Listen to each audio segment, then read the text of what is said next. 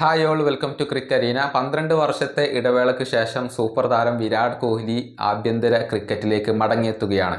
ഡൽഹിക്ക് വേണ്ടി രഞ്ജി ട്രോഫി കളിക്കാൻ അദ്ദേഹം തീരുമാനിച്ചിട്ടുണ്ട്.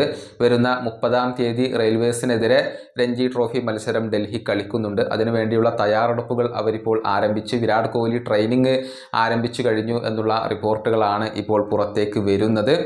ഏതായാലും വിരാട് കോഹ്ലിയെ ഈ മത്സരത്തിൽ ക്യാപ്റ്റനാക്കാൻ ഡൽഹി ക്രിക്കറ്റ് അസോസിയേഷന് പ്ലാനുകൾ ഉണ്ടായിരുന്നു. ഈ ക്യാപ്റ്റൻസി സ്ഥാനം വാഗ്ദാനം ചെയ്തുകൊണ്ട് ഡൽഹി ക്രിക്കറ്റ് അസോസിയേഷൻ വിരാട് കോഹ്ലിയെ സമീപിക്കുകയും ചെയ്തിരുന്നു.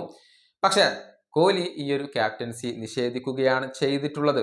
അതായത് തനിക്ക് ഈ ഒരു മത്സരത്തിൽ നയിക്കാൻ താല്പര്യമില്ല എന്ന് കോഹ്ലി ഇവരെ അറിയിച്ചു കഴിഞ്ഞിട്ടുണ്ട്. നേരത്തെ ഋഷഭ് പന്ത് ഈ ഒരു മത്സരത്തിൽ ഈ ഡൽഹി ടീമിനെ നയിച്ചിരുന്നു. പക്ഷെ അടുത്ത രഞ്ജി ട്രോഫി മത്സരത്തിന് ഋഷഭ് പന്തില്ല. അദ്ദേഹത്തിന്റെ അസാന്നിധ്യത്തിൽ ആയുഷ് ബദോനി ആയിരിക്കും ഈ ഒരു മത്സരത്തിൽ ഡൽഹി ടീമിനെ നയിക്കുക എന്നാണ് റിപ്പോർട്ടുകൾ ചൂണ്ടിക്കാണിക്കുന്നത്. ടൈംസ് ഓഫ് ഇന്ത്യയാണ് ഇക്കാര്യം റിപ്പോർട്ട് ചെയ്തിട്ടുള്ളത്.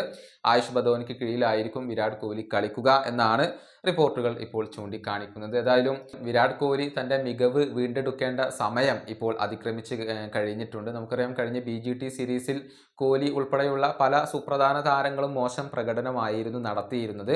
അതിന്റെ ഫലമായിക്കൊണ്ട് തന്നെയാണ് BCCI താരങ്ങളോട് ഡൊമസ്റ്റിക് ക്രിക്കറ്റിൽ പങ്കെടുക്കാൻ ആവശ്യപ്പെട്ടിട്ടുള്ളത്.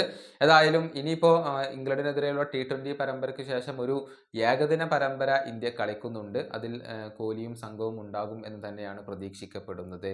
ഈ വീഡിയോയുടെ അവസാനിപ്പിക്കുന്നു. അടുത്ത വീഡിയോയുമായി വീണ്ടും കാണാം.